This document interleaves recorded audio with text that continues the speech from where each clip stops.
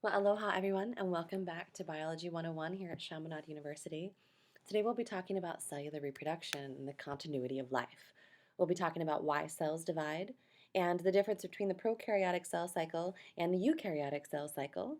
We'll talk about organization of DNA, specifically in eukaryotes, and all of the different steps of the eukaryotic cell cycle. We'll talk about mitosis, which is different from meiosis. So mitosis makes genetically identical daughter cells. You can picture this if you cut your skin, for example, and get a small cut. But about a week later, new skin cells are going to fill that in. And that's by the process of mitosis. They're exactly the same as the skin cells that were their precursors. We'll talk about different stages of the cell cycle and their control. So there are different stop points or checkpoints that the cells have to meet, parameters to be able to continue to go through the cell cycle.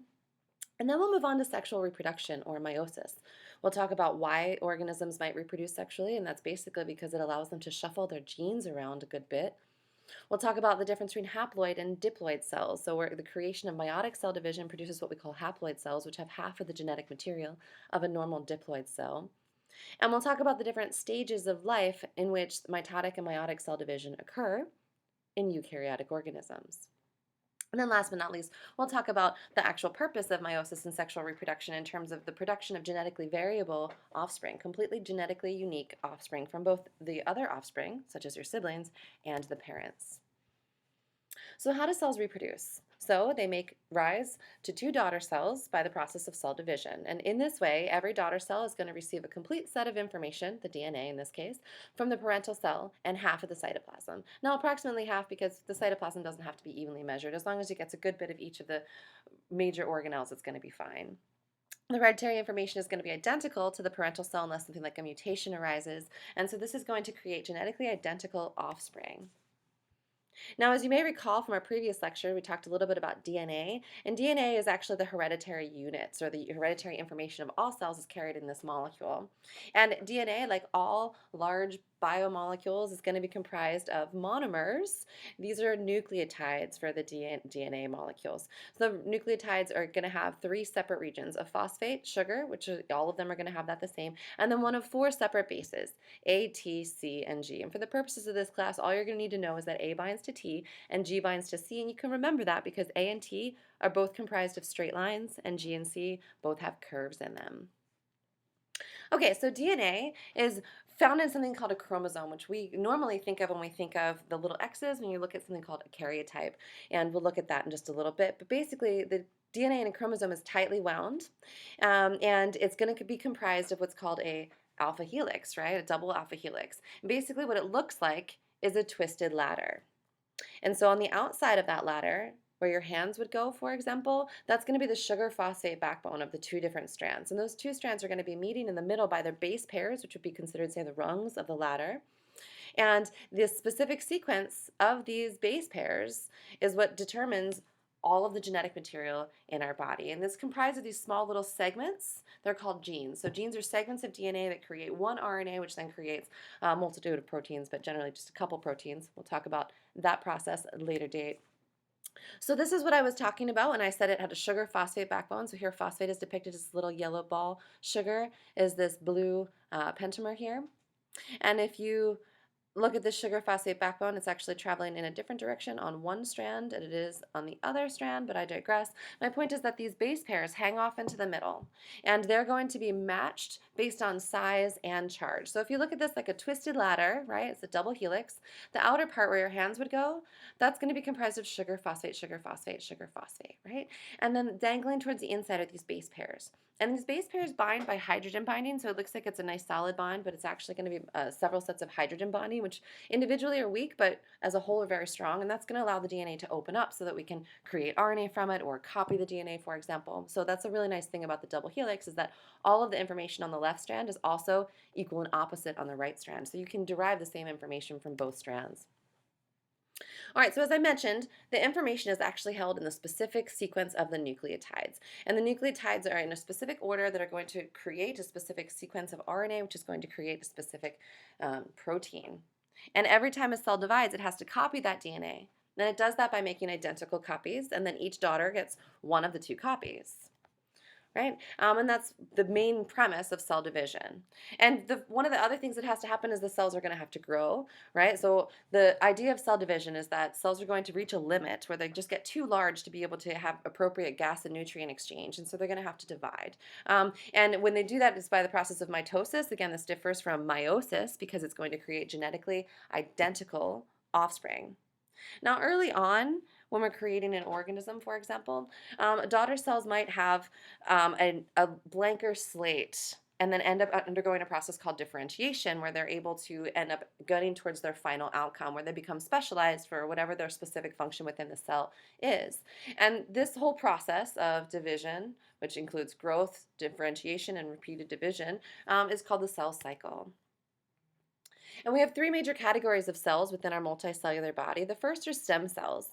Stem cells are very important because they are able to become any cell in the body. So these guys have what's called pluripotency or totipotency, which means either multiple potentials or total potentials if it's in an embryonic stem cell. And that means that it can become anything in the body. And so what happens with stem cells is they're going to keep a precursor cell, so they're going to divide, and one of the cells that it divides is going to remain a stem cell, and the other one is going to enter into whatever the differentiation pathway is. We have another set of cells that are capable of dividing but have pretty much reached their end state, and then cells that are permanently differentiated that will never divide again.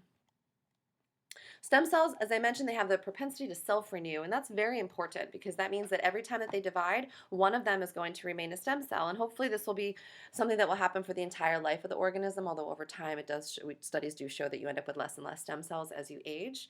And stem cells include adult stem cells and also the cells that are found in the first cell divisions of a fertilized egg, which are known as embryonic stem cells. And embryonic stem cells are what we call totipotent. That means they can become absolutely any cell in the body. And adult stem cells are what we call pluripotent. That means they have a lot of potential, but they still have limitations. Now, every time a stem cell divides, one daughter cell remains a stem cell, and that's going to keep the stem cell lineage alive, and the other daughter is going to differentiate. And the early stem cells, as I mentioned, in the early embryos, they can produce any of the types of cells in the entire body. Remember when an embryo was first created, it's just a sperm and an egg coming together, and that forms one cell. And that one cell divides and divides and divides, and eventually becomes the entire multicell organism. We also have other cells capable of dividing, and that's basically any of the cells in the body of an embryo or juvenile that's not that original stem cell. And they can differentiate generally into a couple types of cells. Not all of the cells in the body. So, for example, liver cells are only going to become more liver cells, heart cells are only going to become more heart cells, eye cells are only going to be able to divide to make another eye cell. And there's also a set of cells that are permanently differentiated, like nervous tissue, for example, that are never going to divide again. They're in their final stage and they are never going to reproduce. They're going to work until they die. All right, so we talked a little bit about mitosis. We'll get back to the specific stages of it, but I'm going to introduce you to sexual reproduction and meiosis for a second here. So we're going to introduce some new terms. We're going to introduce the term haploid and diploid, for example, and we're going to introduce the term gametes. Gametes are haploid cells, which means that they have half of the material of a diploid cell, which is all the rest of the somatic cells in your body. And these are basically going to be sex cells. Gametes are sperm and egg, and when they come together from two adults, they're going to create offspring that is genetically unique to either of the parents. And the cells inside the adult's reproductive system are going to have to undergo a specialized type of cell division. That's meiosis. And that's called meiotic cell division, basically. And when meiosis occurs, we end up producing gametes. Gametes, again, they're haploid, meaning that they have exactly half the genetic information from their parents. And I don't mean that they're just chopped in half randomly. I mean that when a normal cell has 2 copies of chromosome 1, 2 copies of chromosome 2, 2 copies of chromosome 3, etc., that a diploid cell, right? That would be a diploid cell. A haploid cell has 1 copy of chromosome 1, 1 copy of chromosome 2, 1 copy of chromosome 3. So it's not a random halving, it's exactly half. And when we put them back together, right, one sperm meets one egg, they reestablish the genetic complement when that fusion occurs. But that's not the only type of reproduction. That's sexual reproduction. We also have asexual reproduction, and asexual reproduction is something like cloning. This happens in plants all the time. For example, when you take a stalk or a stem off of one plant, you put it in water, it grows roots, you put it in the ground. It's a separate plant, but it's genetically identical to the parent. And there's other types of asexual reproduction as well. But basically, asexual reproduction does not involve any genetic shuffling. So there's no haploid stage that then restores its genetic complement to become a diploid that's a unique individual. And when we talk about asexual reproduction, I just talked about plants, but bacteria reproduce asexually, and some other smaller multicellular organisms like Hydra also reproduce asexually. Plants obviously also reproduce asexually. An example that's given quite often is by aspen. So if you look at the aspen here, you can see that this grove of plants is in a different stage. These have started to change color. These guys are still green. These guys have already lost their leaves. So although it's all at the same time, you can see that this cluster of plants comes from the same original ancestor, and this comes from a different original ancestor than this one, etc. Here's asexual reproduction in bacteria, paramecium, and then Hydra. Hydra do this specialized type of asexual reproduction where they bud off of one another, basically, and then will eventually become two separate organisms.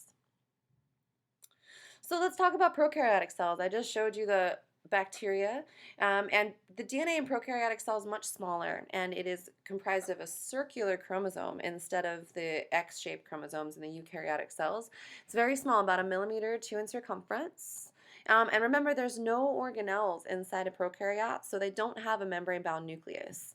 And so they have a little bit less barriers to being able to undergo this process. And basically what happens is we have a long period of growth prior to a fission, which is where we're splitting into two. That's called prokaryotic fission. And there's 5 major stages. The first of which is when the prokaryotic chromosome, remember it's a circle, is going to get attached to the plasma membrane on the inside of the cell. And then it's going to replicate during stage 2, where now we'll have 2 separate chromosomes, so 2 circles next to each other that are attached nearby, and eventually new plasma membrane is going to get added in between those 2 chromosomes, separating them apart. And then the plasma membrane is going to invert and grow inward and fuse. And that looks kind of like this. So here's where the original chromosome is going to attach. Then it's going to get duplicated, so now we have 2 of them attached very close to one another. More and more plasma membrane gets added in between, as well as getting pinched off.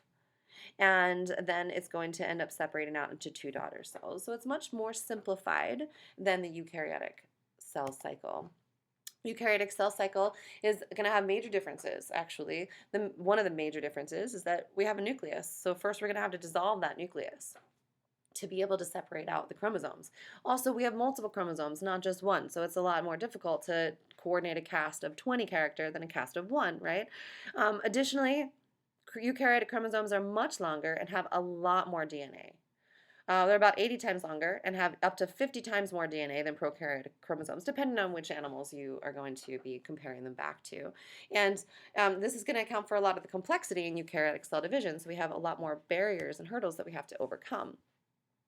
Now, the first thing that has to happen is the chromosomes have to condense.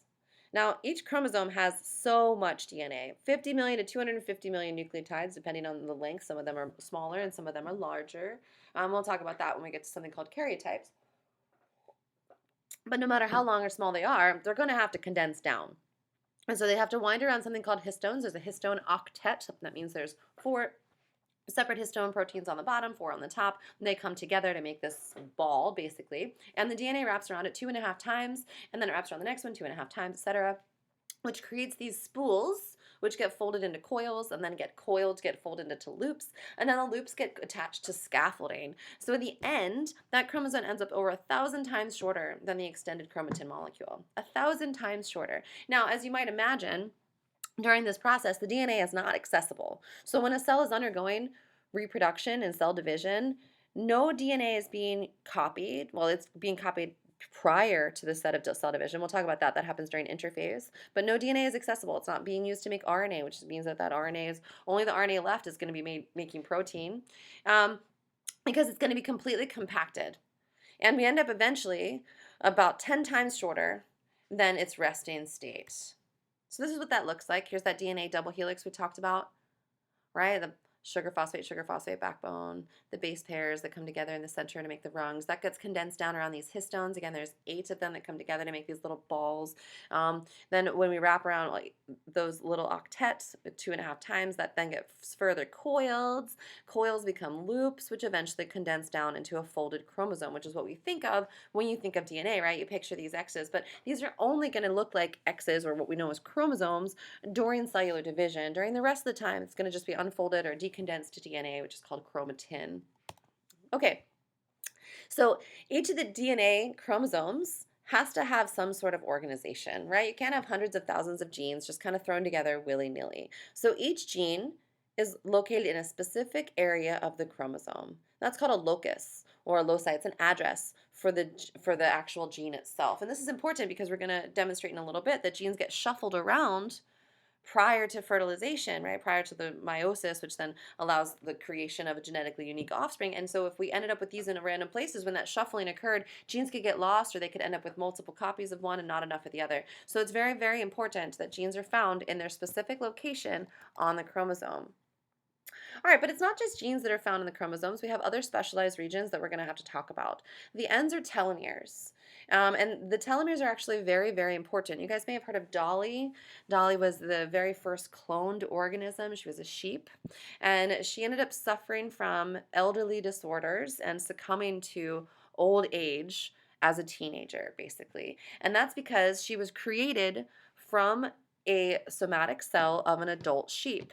And so when the nucleus was taken and put back into an egg, it did not undergo something which we had no idea at the time was even a thing, and that was called the telomeric aging effect. So let me talk about that. So telomeres are regions that are found in the ends of the chromosomes that during the process of creating sperm and creating eggs, right, they end up extending the telomeres back to their original length. So every single time that a cell undergoes cell division, a little piece of DNA is lost. And the telomeres are the regions that are supposed to be, over time, lost a little bit at a time. So they're regions that don't actually code for anything, but eventually if you wear through them, they'd start getting into coding material, right? And so we end up we use an enzyme called telomerase to extend the telomeres back out during the process of creating sperm and eggs. And that was something we didn't know about, and it was bypassed when Dolly was made, and so she ended up succumbing to old age, which is now known as the telomeric aging effect. So telomeres are regions on the tips of the chromosomes that are meant to get cleaved off just a little bit at a time, right? If you picture that you were copying you have a copy machinery, right? And then when you get to the very end, it starts to dissociate or fall apart. And so it can't reach the very end. And so a couple of the nucleotides are going to be lost every single time that we reproduce the chromosomes. We also have another region called the centromere. The centromere is in the center. It's going to be a region where the two sister chromatids are going to connect at an area called a kinetochore. We'll talk about that when we get to the specifics of mitosis. And we also have these specialized, as I mentioned, the telomeric regions that are essential for chromosome stability. So as you age, we end up with less and less of them, and so we end up succumbing to old age. Let's see, the principal function of the centromere is that it's going to be holding the DNA double helices together, the sister chromatids together after DNA replication prior to having them separated out into their own separate regions of the cell and then ended up becoming their own cell. And it's a specialized region where the microtubules attach during cell division. And that looks kind of like this. So these are all the regions that we talked about. So this is a single DNA chromosome before it's replicated. This is a telomeric region. This is also a telomeric region. The centromere is where it's going to get connected when it ends up being copied. And then we also have these gene loci. Gene loci are going to code for a specific type of gene. So this could be hair color, this could be eye color, this could be height, right? And the information carried on these chromosomes is going to get faithfully replicated. So the sister chromatids are going to be identical, right? Sister chromatids are going to share the exact same, not just the same gene for eye color, but the same gene for blue eye color, right? Not just that it's hair color, but it's brown or whatever the exact hair color allele is. And alleles are specific copies or specific types of genes that are found in the same location but might be different, like blue eyes versus brown eyes, right? So these guys would have the same allele because they're identically copied. And then eventually they're going to get separated out, becoming independent chromosomes at the end of the mitotic division. Okay, so we have two main stages. We have interphase, which is going to be all of the time before we get to mitosis. During this time frame, we're going to have to replicate the DNA and grow very large. So we're going to replicate all the cytosol as well as some of the organelles, right? And after we end up replicating that DNA, we end up with two identical double helices. They're called sister chromatids. They're attached again at that centromere region, and then they're going to separate out, becoming an independent chromosome in each of the daughter cells at the end. Okay, now a karyotype is when we look at all of the chromosomes from a single cell, and then we put them in order in terms of their size, and we make pairs out of them. And that looks something like this. Let me move forward and then I'll move backwards again just so you can see what a karyotype looks like. So this is a karyotype. You can see that the sister chromatids are identical, whereas homologous chromosomes are not identical. And what do I mean by sister chromatids versus homologous chromosomes? So these are both chromosome 1. Right? That means that they share the same loci. That means that this is all going to be genes for hair color, all going to be genes for eye color, or whatever is found on chromosome 1 in that location. But this one is a maternal chromosome, and this one is a paternal chromosome. And that means that dad, when he copied the DNA, right, this is exactly the same from the paternal chromosome, and these are going to be sister chromatids from the maternal chromosome. Now, these guys are exact copies, but these guys might have different, right? This might be redhead, and this would be blonde, both for hair color, but going to be different alleles at that location. And that's why they're going to have different colors, although each of the X's are going to have exactly the same orientation because they are exact copies. Now, you'll notice that they all have matched pairs. And they're basically all going to be put together originally by size, so largest to smallest, right? And then we